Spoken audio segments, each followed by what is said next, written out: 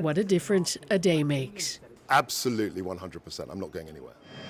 Since then, the now ex-British Chancellor called home early from meetings in Washington. A visit to Downing Street, a sacrifice made. Do you feel like you've been betrayed by the Prime Minister? And a resignation at the Prime Minister's request. Good afternoon. I was incredibly sorry to lose him. He is a great friend, and he shares my vision to set this country on the path to growth. Truss has been criticised for weeks now for announcing plans to slash taxes without saying how she'd pay for them. Now she's trying to settle financial markets and the nerves of her own Conservative colleagues.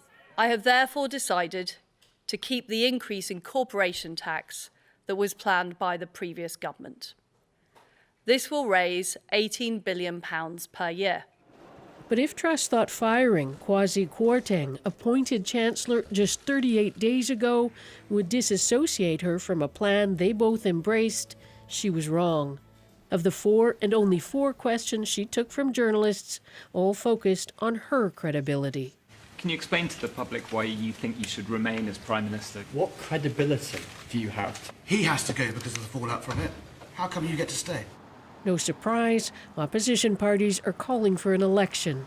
Another Tory Chancellor isn't the answer to the challenges that we face as a country. The Tories are out of ideas, they're out of time. It's time for a Labour government. Scotland's First Minister Nicola Sturgeon was also scathing.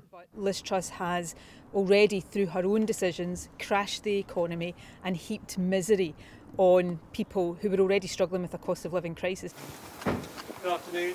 Truss is gambling on this man, former Health and Foreign Secretary Jeremy Hunt, to help dig her out of a hole.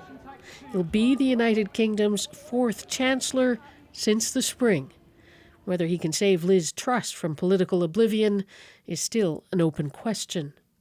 Never mind the U-turns, this is a Prime Minister turning in circles, so say her critics who insist it won't be long before she either runs out of gas or is forced off the road by her own party.